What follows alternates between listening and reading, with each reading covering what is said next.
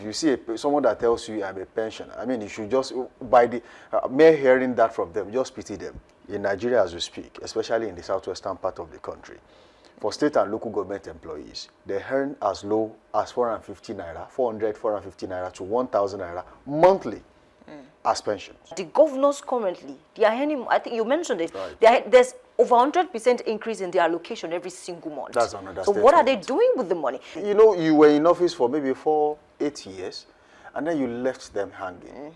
No payment, no communication whatsoever. They talk to you, no response. They have taken these cases to court over and over again. They have spoken. There has been industrial action to, you know, influenced by the labor unions to make sure that these people are well taken care of. But then, nothing.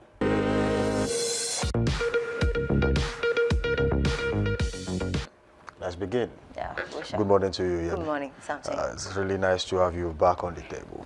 Of Nice course. to have you back. Well, it seems like it's vice versa anyway. Right. But then, the stories, just like we always say, are not slowing down. And pensioners are threatening to sue Southwest governors over unpaid gratuities and some other dues, monies and things that are due to them. I begin to ask another question now, because every time we come here, we ask the hard and, of course, the right questions about how responsible are people in government? How responsible is the government? And how responsible are the people who are to be governed? And this morning, this question is directed to the government itself, Southwest governors, to be clear. And the question is, if people have served for so number of years, in some cases, maybe 30, 35 years, you have served for 35 years. And if you check what is due to you, I mean, it's what some people will make in 1 week, 2 weeks, or 3 weeks, depending on what they do for a living. But that put aside, these people have worked. And they are saying, look, this is what is due to us. We are not asking you to do too much. All we are asking is just pay us what we know that we deserve from you. And then the question is, why do we have this back and forth over pensions? I think there should be a standing order that says no governor should owe pensions. I mean, you don't owe people for what they have worked for.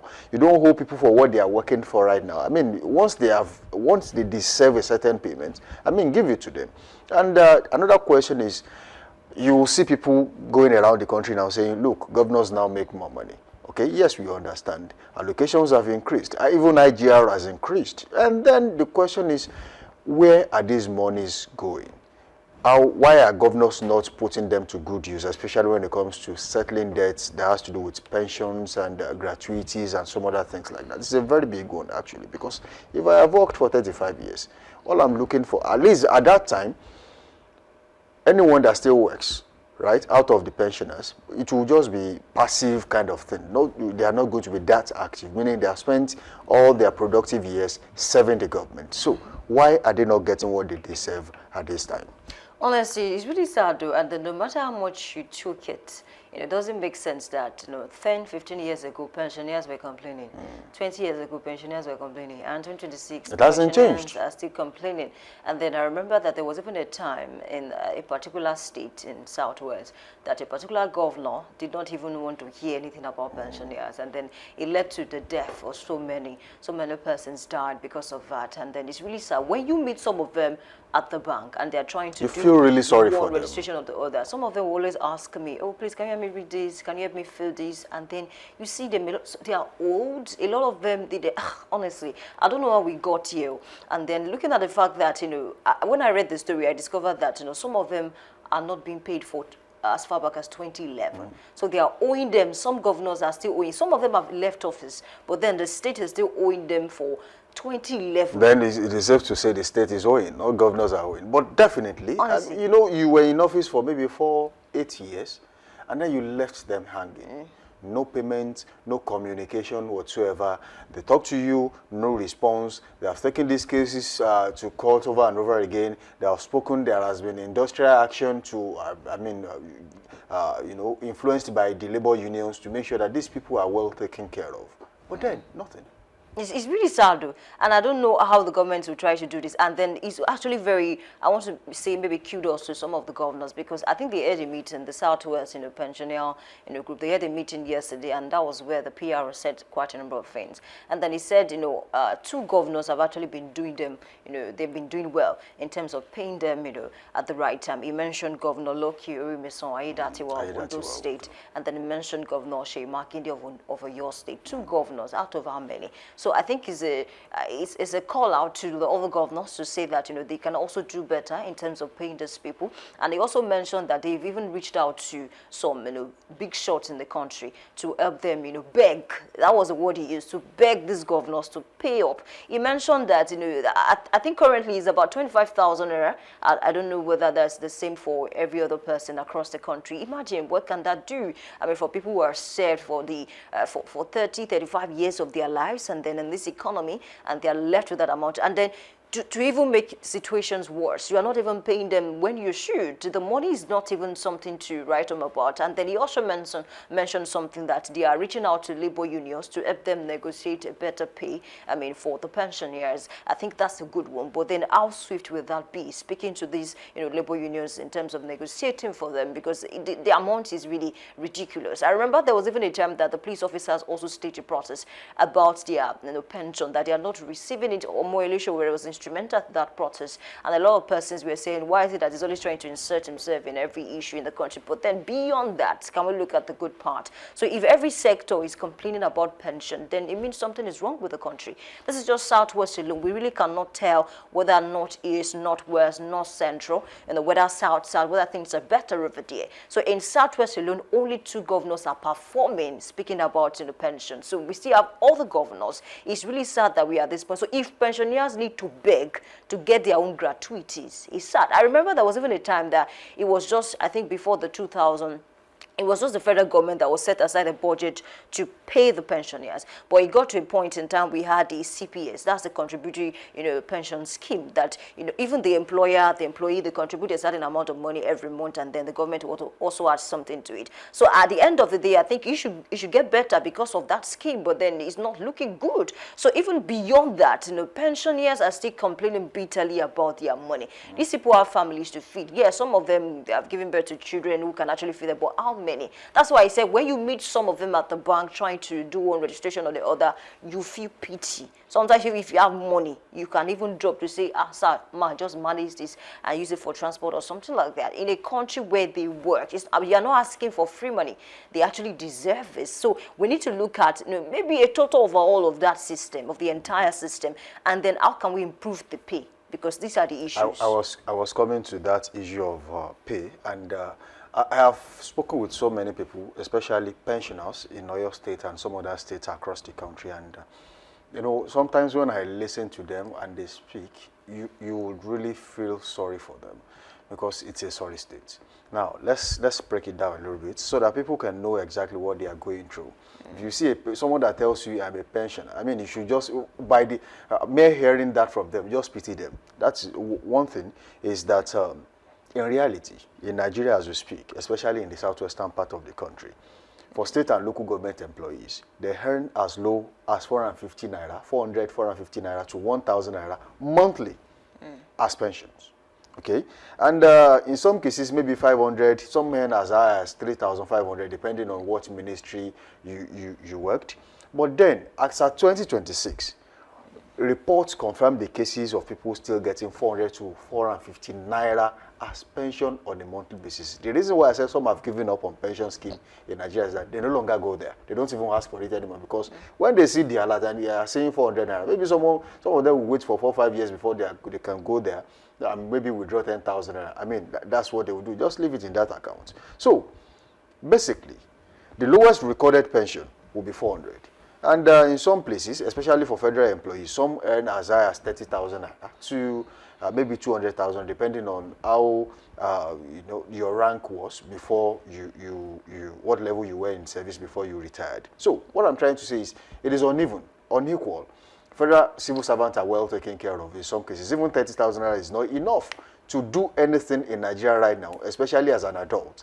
So if you earn 30,000 naira as pension, yes, you might say, oh, it's still something, but it's not really there. If you compare, just take that 30,000 naira to the market now and see what exactly you can bring home. That's not even Speaking enough of to foodstuff, buy a bag what of rice. can you buy with 30,000? That's Even it. under-level student will complain to you that, well, what do you think I can do with 30,000 naira? So, and these are people who have wives, they have husbands, and they have to survive. So 30,000 naira is not even enough. How much more of someone that earns 400 naira to 450? So you can say that that is why the responsibility now lies on children that are even struggling. They have not yet made it. And then they have to take care of their parents because they worked for 35 years. But there's nothing to show for it. So away from there are key insights to all of this. Nigeria technically has a pension system. But to be candid and to be honest, it is really a system that doesn't work. It's not working. We have seen people who have been arrested a lot of times. I think at the point, I want to remember his name. I will remember his name shortly. And he took a lot of money that belongs to pensioners, and someone gave him plea bargain, went to jail for a few years and came back. He's still busy spending the money he stole. We have seen, look at what happened to former Inspector General of Police in Nigeria, Tafa Balogun, that stole monies that were meant for, the Police Service Commission and some other things. He stole the money, and one way or the other, they still found a way to sweep the case under the carpet. So, the issue now is in Nigeria today, a pensioner can earn 200,000, while the other earn 500 naira.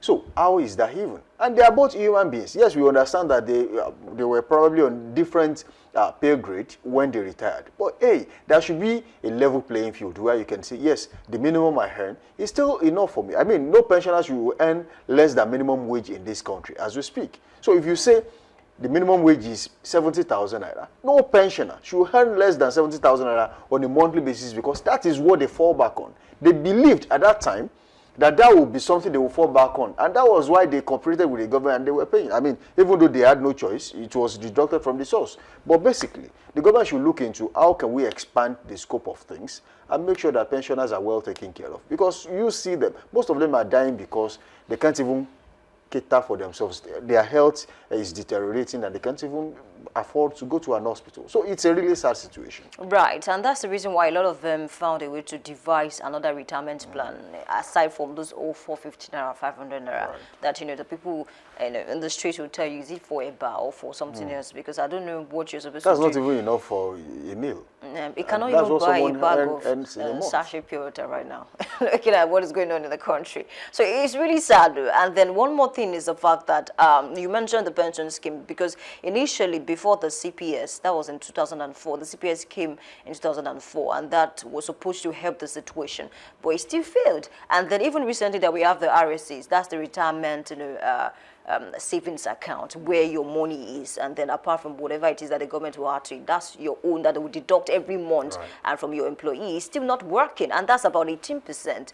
I think 10% from your employee, and then 10% for you as the employer. 10% from the employer and 10%, 8% from the employee. That's 18% for each month, but then it's still not working. So what do you want these people to do? Some will refresh, they say they have not dropped my money. It has not dropped. So, and then a lot of them are dependent on this money to still cater for their children. Some people are still, in charge of, catering for their children in terms, right, of, maybe feeding or maybe school, grandchildren and things like that. So I really do not know how we got to this point. And then it's really sad that, some governors campaign with this pension scheme that we are going to do better, and then they are not doing anything. That's why you see a lot of Nigerians will tell you, I'm not interested in reading anybody's manifesto, because at the end of the day, repetition upon repetition, what the last governor did not do, you insert it again in the manifesto. Copy and paste. You just copy, maybe change change the use of English, make it look different, and that's it. It's still the same thing. That doesn't mean when it comes to office, it's going to follow through. You see, the idea of putting the wrong set of people in office, it has lasted for far too long. And I think Nigerians should begin to look in that direction of who can we bring on board that will change things. Now, it's not really about political parties anymore. It should be about an individual. And then when you check their precedences, their antecedents, what exactly have they done before? And it's not, people will say, oh, has he been a member of House of Reps before, or maybe a senator? I mean, that doesn't make him a good politician. That doesn't make him someone that will be so merciful to Nigerian people or people of his state when he eventually becomes governor. Look at them. Who is this person? Okay, there are people who are of a questionable character, and it saddens me that even the Nigerians that you are trying to save are the ones that will be defending those people when you talk about it. You should go through some comment sections when you talk about a certain politician, and you tell them with hard-earned facts that this is what this person has done. Some people will be in your comment section. They are keypad warriors. What they do is to defend politicians. They will bully you in your comment section. In fact, you will be forced to lock your comment section if you are not, stone-hearted. 16. I mean, it's like that. So these are Nigerians. They are suffering. Maybe the 10,000 he earns every month to buy data and then defend this person is not even enough for him to hit maybe in 2-3 days. But he is there. You should check some radio stations across the country now. Just talk about a politician and see the kind of people that will call on your show. They know these facts. They know this person has done this, but they are there to defend them. They will call you and bully you on your own radio show. And that is what they've been doing. They have learned to weaponize poverty. What they also do is to do divide and rule. Make you fight against your fellow brother just because of a politician. And you ask that person that is busy defending, what exactly have you profited from this person? They cannot mention one thing. All they do, especially, I am really sad for Nigerian women, actually, because what they do now is to pray sing. They sing for politicians, spread their clothes on the ground, give us money. Some of them will just drop maybe 5,000, 10,000, and that is what they will share, as many as they are. And that is all. That person will leave. Maybe he comes back in the next 2-3 months for another party meeting. He drops another 5,000 or 10,000 naira. Another sad truth is, you see politicians that have been consistent. They know what they are doing. They come with ardent facts about what they plan to do for you. But then you leave them aside because one person brought goodie bag one day. And then you forget about the politicians that have been there and say, look, I have these qualities, I can do it. But because they do not have the money, then you push them aside. I think Nigerians are too selfish. Okay? They believe in the now. They don't think about the future, and they are jeopardizing the future of their own children. Even some that are yet unborn will regret the fact that they had people who lived before them and watched as Nigeria is deteriorating till this pace. Because it's only going to get worse if we don't nip it in the bud. Honestly, and then to happen that somebody said something, I listened, I watched the video, and it said, you see those politicians who don't have good intentions. The reason why people will keep voting for them is because they understand the language of Nigerians. They know what they want. But then you see those ones that have good intentions. They are the ones that will come and tell you, someone came up with the idea stomach infrastructure. That is what you have to go and study that. He knew at that time that Nigerians were hungry. So why he wanted to just give them food, they will forget for 4 years, they will forget. Exactly. Electricity is bad, give them rice. Give them rice. There's no... That's all they need. Exactly. They just want to eat. Bad road, give them rice. And so these people understand the language, and then it's working. It will keep working for them, unfortunately, until the ones who have good intentions decide to maybe understudy those ones and then do things better. And it's a sad one. And then one more thing is the fact that the governors currently, they are earning, I think you mentioned it, right. There's over 100% increase in their allocation every single month. That's another So what are they doing with the money? The president, several times called out the governors to say, hold your governors accountable.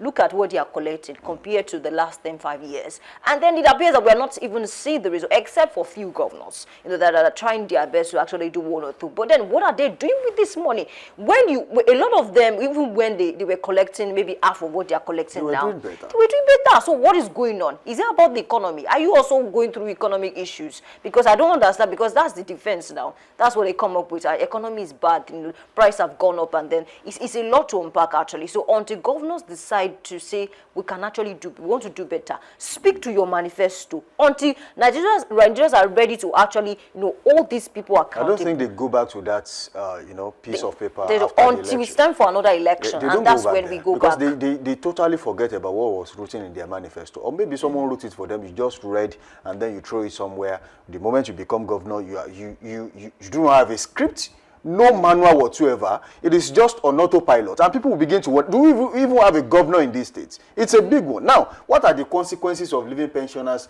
in that situation? It's because you have reduced their spending power. The economy definitely in your state will crash.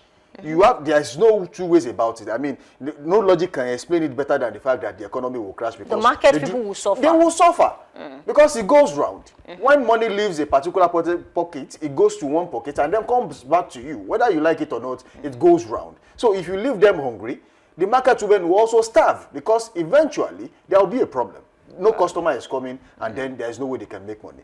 Also, the fact that there is no steady income for them, they will struggle for basic survival. And that's on you as a governor. That's on you as the president of the nation. Because if they starve, people say, there is a particular saying in Yoruba that that's a blatant lie. People die of hunger. Right. Because if you continue to, maybe for 2 years, you are not eating right. I mean, your health deteriorates and then you will die because there's no logic, no any other logic can explain it better. You will die. And then if that happens, so what killed him? That's hunger. Some people died of frustration before hunger killed them.